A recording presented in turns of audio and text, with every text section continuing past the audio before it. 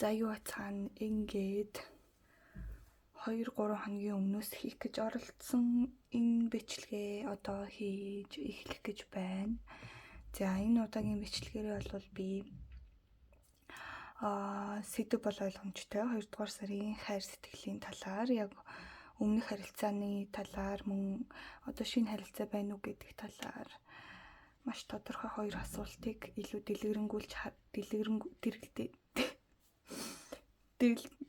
дэлгэрүүлж харъя гэж бодож байна. За тэгээд би чи ерөнхийдөө бол сүүлийн нэг бичлэгээс хойш өөрийгөө бас давхар энд мэрэглээд явъя гэж бодлоо. Яагаад гэвэл би бас өөрийгөө ингээд тусад нь мэрэглэх зав. За тэр ч яг. За тэгээ би сүүлийн бичлэг дээр өөрийнхөө яриаг сонсоод өөрийнхөө бичлэгийг анх удаага жишэлтэй. Гэхдээ ер нь бол сүүлд нэг үзэхэд бол дундуур нь хүзэр их тасалтаж холиод тэгэнгүүт яг хүн гоё сонсож байгаа маа үргэлжлүүлээ сонсомоор байнгут яг хүзэр холих чимээ дундуур нь айгүй олон удаа ингэж хүзрээ холж тэ олон асуултуудыг ингэж асууж исэн учраас тэр яг сонсох хүсэж байгаа зүйл нь тасалтаа тэрийг байн ингэж гүйлгэх юм уу эсвэл хүзэр холж байгаа чимээг сонсох тиймэрхүү процесс баг зэрэг ядаргаатай санагдсан учраас энэ удаагийн бичлэгийг болвол үзэх бүх хүзрүүдээ сайхан нэг бүрчлэн бөөндөнд илгээд тэгээд яг хөө тэр холж байгаа процессыг үзмээргүй байгаа хүн сайхан гүйлгээд ингээд явчвал их амар санагдлаа. За ингээд энэ удаагийн маань үзэсгэлэнтэй сайхан сонголтуудаас болвол 3 хүзэр татсан байна. За эхний хүзэр болвол Magnolia, Nobility, Daffodil. Гэр ингээд speech нэг хэрэл ингээд тойроод аягүй хөөрхөн байгаа юм. Spell, magic spell хийж байгаа юм шиг. За тэгээд ямар ч л байсан энэ 3-3-ыг группийг үзүүлж байгаа бүх хүмүүстээ хайр сэтгэлийнх нь холбоо харилцаа сайхан биелэх болтугай гэж сайхан тийшээгээ биелээд тэ таны яг л хүсснээр байхыг өрөөж байна. За дээр нь би бас өөрөө яг мэрэг үздэг ч гэсэн өөрөө мэргийн бичлэг хийдэг хүн ч гэсэн өөрөө хувийн уншлага уншдаг хүн ч гэсэн өөрөө бас харилцааны талууд дээрээ алтаа оноотой явдаг учраас энэ удаагийн уншлагаа бол би өөрийнхөө ингээд сонголтоор яагаад явнаа. Бас та нартай хамт үзэнгээ мэргээ үзэнгээ бас мэрэглээд явъя гэж бодлоо. Зяк ямар ч хэл байсан энэ хүзрийг Magnolia-г сонгосон хүмүүсийнхээ уншлагыг ингээд их л энэ маань их том үзэр учраас энэ хүзрэн дээр шууд давхарлаад уншлага хийгээд явъя гэж бодож байна. За энэ удаа болвол хоёр асуулт байгаа тий. Эхнийх нь таны өмнө нь харилцаатай байсан эсвэл яг одоо харилцаатай байгаа яг харилцаатай байж байгаа тасалдсан эсвэл яг харилцаатай байгаа хүний чинь талаар эхлээд үзнэ.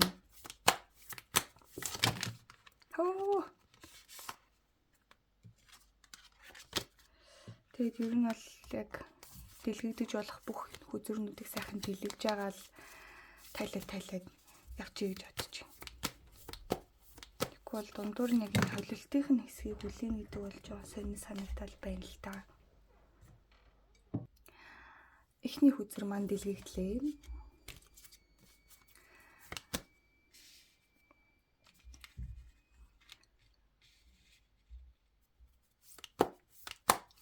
Үнэхээр гайхалтай энэ удаагийн миний гэрэлтүүлэг ямар гоё харагдаж байна. Яг ингэж гэрэлтүүлвэл бас гоё л харагдав.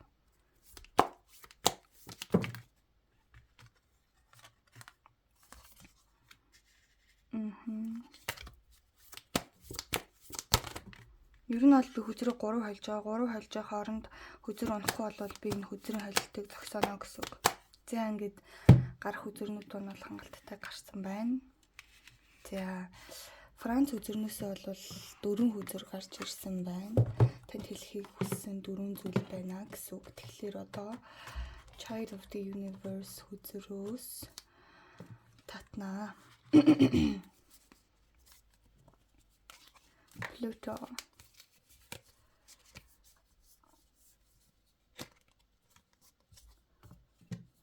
Зя. Техник үзэр.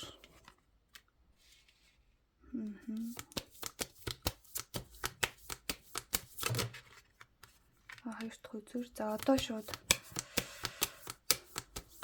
энэ яг унахад жоохон уддаг учраас энэ үзэрнээс бол 10 удаа холио гэж бодож байна. 10 удаа холиод үзэр унахгүй бол ингээд үзэр хийх ёстой зүйлээ хийсэн гэж би бол ойлгоно.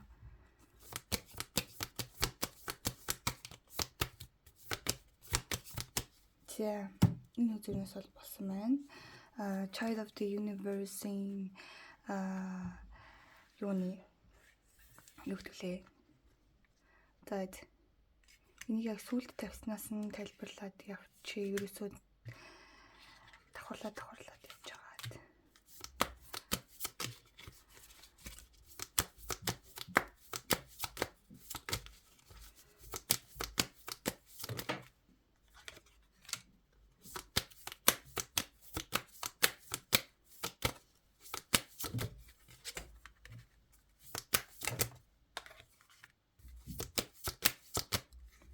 За болсон байна. Эндээс бол болсон байна. Магадгүй энэ яг унж байгаа хэлбэрийг нь харвал болон тоог харахад бол энэ гурвыг юу яасан гэсэн үг. Өөрөө тайлбарлаж байгаа гэсэн үг. Энэ гурван хүзэрний тайлбар болж гарч ирсэн хүзэр гэж ойлгоход болохоор байна.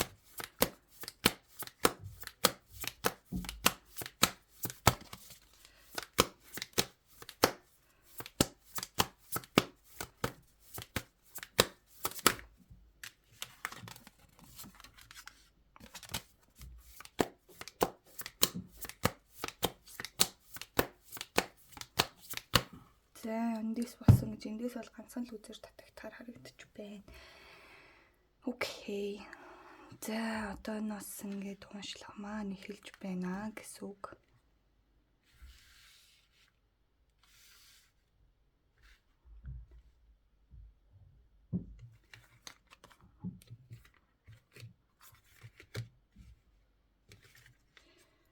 Leo.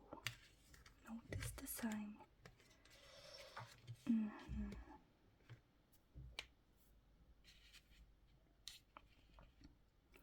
За таны яг өмнөх болон яг одоогийн харилцаатай байгаа хүн чинь танд бол маш их амьдралын боломжуудыг нээж өгсөн гэж харагдаж байна. Магадгүй таны өмнөх харилцаанууд те яг тэр сүүлд харилцаатай байсан эсвэл яг одоо харилцаатай байгаа хүн чинь яг өмнөх харилцаануудыг бодох юм бол илүү баялаг ертөнцтэй энэ харилцаан дээр та айгүйх ирээдүг харж байгаа гэж магадгүй. Өмнөх харилцаанууд бол яг тогтвортой танд ямар нэгэн асуудал өгөхгүй байсан гэж магадгүй. Гэхдээ энэ удаагийн харилцаа бол яг сүүлд учирсан харилцаа бол танд бол их эрсдлийг өгж байгаа. Та анх удаа харилцаан дээрээс алдчихгүй гэдэг айцыг мэдэрсэн ч байд юм уу. Гэхдээ тэр эрсдлийг дагуулад бас танд өгөх зүйлээ өгж байгаа. Өмнө нь огт мэдэрч байгаагүй мэдрэмжүүдийг өгж байгаа тий. Иймэрхүү эхлэл байгаа учраас та энэ харилцаан дээр ирээдүг харахыг хүсэж байгаа. Энэ ирээдүг нь ямар байх бол гэдэг тийм нууцлаг тий. Одоо ийм байгаа юм чинь одоо дөнгөж эхлэхэд л надад ингэж их мэдрүүлээгүй зүйлүүдийг мэдрүүлж ямар нэгэн асуудлыг бас давхар авчирч тий өөрт чинь өмнө нь магадгүй яг хүнд чин сэтгэлээсээ дуралж чин сэтгэлээсээ тэр хүний өдөр шөнөгүй бодож ямарваа нэгэн энэ хүний төлөө өөрийн амьдралаа эрсдэлд оруулах үед тийм байдлаар аюулыг авчирдаг ч гэдэм юм уу.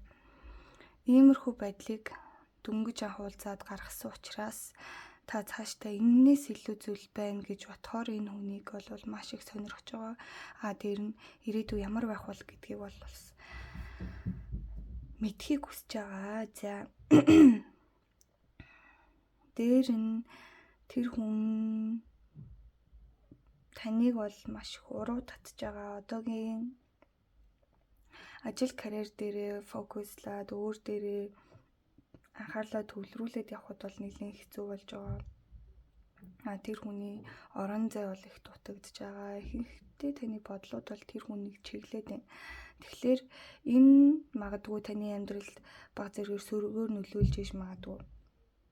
Учир нь ямар нэгэн харилцаатай байгаа. Тэр харилцааныхаа талаар хит их автаад байна гэдэг бол тэр хүн таныг яг таны амьдралд чинь жоохон буруу үлгэр дуурайлахын цаашин жоохон таныг уруу татаад байгаа тийм энерги бол байна. Магадгүй тэр хүн жоохон муу зуршил ихтэй байдаг ч юм уу те, эсвэл шүн орой таныг уулзъя гэж урьдаг ч юм уу, таны нойронд тэр нь алтай байгаад эсвэл муу зуршилтай байлаа гэж тод хоёр тэр муу хамтдаа тэр муу зуршлыг нь та дагаад магадгүй тамхи татдаг бол та дагаж тамхи татах гэдэг тохиолдол байдаг ч юм уу те. Ямарваа нэгэн байдлаар таныг уруу татаад байгаа гэж харагдаад байна. За дээр нь та энэ хүнд бол маш их зүйлийг үнгүй өгсөн байна. Сэтгэл зүрх болон бие физиологиороо энэ хүнд маш ихийг өгсөн боловч энэ хүн тэрийг авах ёстой юм шиг тийм ирээ цэргүү зан гаргасан ч байт юм уу те. Тиймэрхүү зүйл бол болсон байна. Анхнаасаа таны сэтгэл бол энэ хүнээс огт ямар ч хариу нэхээгүй, бүх зүйлийг л зориулахыг хүссэн энэ хүнийг, хайрлахыг хүссэн энэ хүнд өөрийнхөө сэтгэл зүрхийг өгөхийг хүссэн боловч тэр хүний хариу бол тэмч таатай байгаагүй. Тийм учраас тэр таатай байгаагүйгийн учраас мөн тэр хүн таныг уруу татчихсэн учраас та яг өөрийнхөө амьдралын явах ёстой зам руугаа явж чадахгүй байгаа. Өөрийнхөө хийх ёстой зүйлийг хийж чадахгүй байгаа. Яг өмнө нь ганцаараа байхдаа мэдэрдэг байсан тайван байдлыг тий илүү ухаалаг байдлыг энэ амьдралынхаа тэр гол зорилго, гол ирээдүй өөрийг чинь аз жаргалтай болгодог, өөрийг чинь амьдралыг утга учиртай болгодог, өөрийгөө хайрладаг, өөрийнхөө сүнсний зорилгыг хайсан, өөрийгөө мэдэрсэн, өөрийн дотоод хүнтэйгээ илүү их учирсан, илүү их уулзсан, өөрийнхөө дотоод хүнийг ойлгосон, өөрийнхөө дотоод хүнийг баярлуулах зүйлүүдийг хийж байгаа. Энэ замыг чинь бол боснуулж байгаа. Энэ замаараа явхад бол саад болж байсан гэж харагдаж байна. Болж исэн буюу болж байгаа. За таны энэ уншлага дээр бол 3 төрлийн зан араншин гарч ирсэн байна. За нэг нь бол яг уу энийг чинь энэ мэргийг олон хүн үзэж байгаа учраас энэ бол нэг хүн дээр байдаг 3 араншин байж магадгүй. Эсвэл бол таны амьдралд яг мартаж чадаагүй 3 хүн, эсвэл одоо харилцаатай болон саяхан салсан гэд яг юм өнгөрсөнд яг сүүлд танд учирсан 3 хүн байдаг ч юм уу те. Таны амьдралд чухал байр суурийг одоо хүртэл эзэлж байгаа 3 хүн, эсвэл нэг хүнд байдаг 3 араншин гэсэн үг. Тэгэхээр би бол энийг тайлбарлаад явхад бол та тайлбарын явцад сайхан ойлгоод явах хаа гэж бодож байна. За Gemini.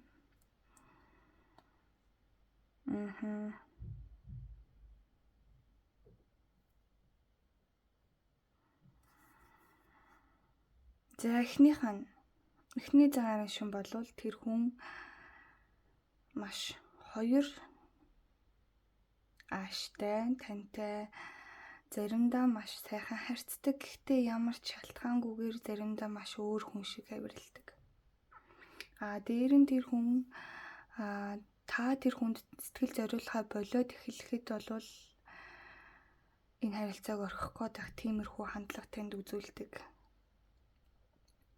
Хүний гадаад төрөх болон ерөнхийдөө хүнийг жоохон гадаад төрхөөр нь дүгнэхэд байдаг, маш дурламт хай, юмнаас амархан уйддаг. Гэхдээ маш хүнийг татах увдас өндөртэй хүнтэй харилцан яриаг авч явахдаа олон хүмүүстэй харилцахдаа яаж игээд ямар ч хүн байсан яаж игээд тэр хүнтэй маш эвтих уучраа олчиж чаддаг тийм оюуны өндөр чадамжтай. Их дүлгөөхөн маш сайхан сэтгэлдлийг анх өгдөг боловч тэр хоёрдмал зан танд ийм хүйтэн мэдрэмжийг өгч байсан энэ хүн бол зүгээр л таны амьдралд галбс хийгээл алга болсон гэж харагдаж байна. За хоёр дахь арын шин. За хоёр дахь арын шин юм уу хоёр дахь хүн.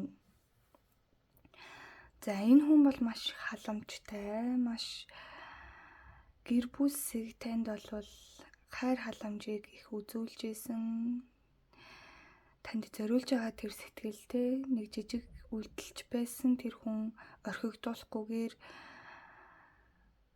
таныг их гүн шиг бөөцөөлж гар хөлийн үзүүрт чинь янз бүрийн хайр халамжаа үргэлж илэрхийлж яадаг цаг тутамд тэгдэг учраас тэр хүнд бол маш тэр хүний тэр халамжинд нь эхэлж дассан гэж харагдаад байна. Яг тэр хувь хүнд нь тий. Гэхдээ энэ хүн маань яг нэг эвгүй тал нь гэвэл ажил амьдрал дээрээ угаасаа ажил хийх нь угаасаа хүнд хэцүү. Хүн бол хүнд хэцүү хөдөлмөрөөр мөнгө олж авдаг хүн ажил карьер дээрээ яг үнэндээ хүүхэд чиг байхыг хүсдэг боловч гой зугаа цэнгэл хөөгөөд ингээд амьдралд хялбар аргаар амьдрахыг хүсдэг боловч угаасаа мөнгө хийхээс өөр аргагүй байдаг учраас энэ дээрээ их стресстэй. Тэр стресс нь бол заримдаа танд маш юм хүйтэн хөндий хандхад хүргээд байдаг.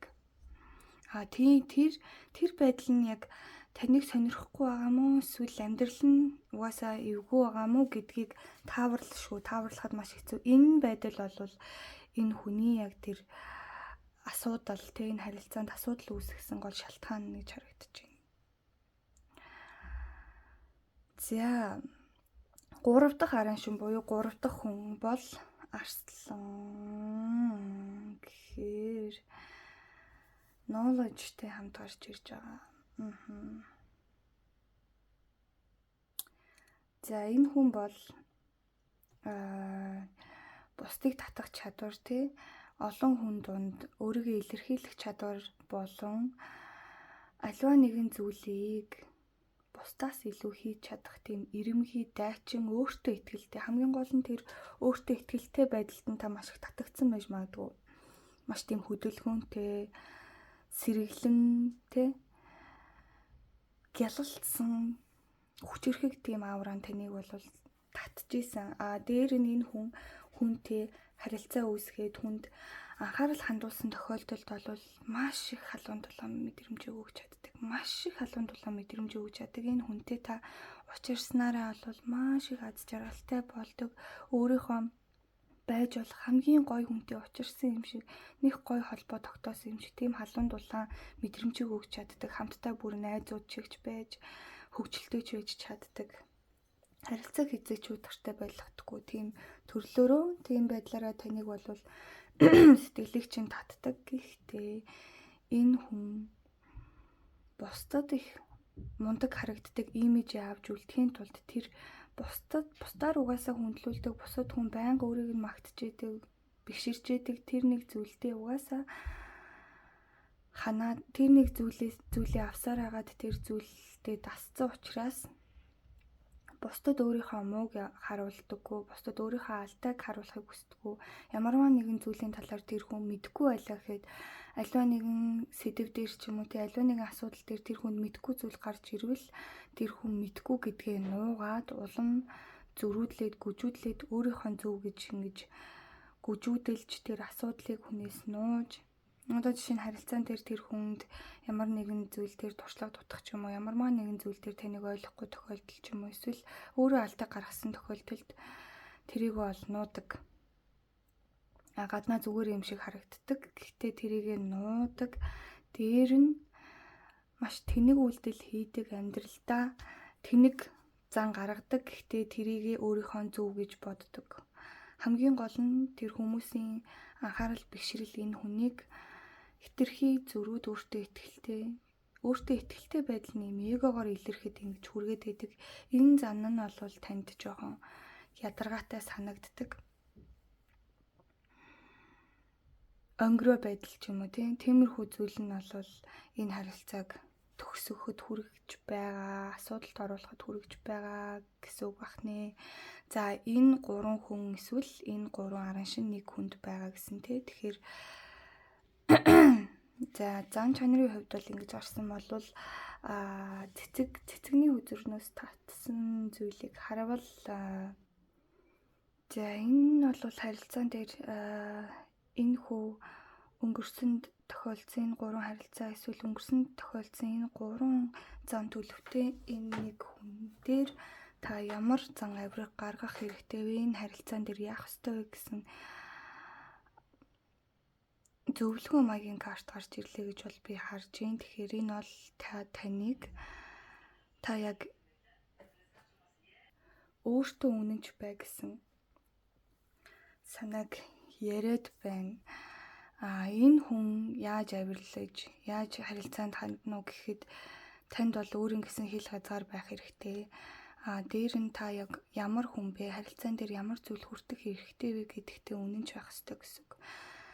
Та энэ амьдралаас юуг авах гэж ирсэн? Яг хайр гэдэг зүйл таны хувьд ямар байвал сайхан санагддгийг та энэ хүнийг яагаад байгаа юм бол намайг юу гэж бодож байгаа юм бол гэдэг бодлоос илүүтэйгээр та өөрөө энэ хүнийг юу гэж бодож байгаа юм.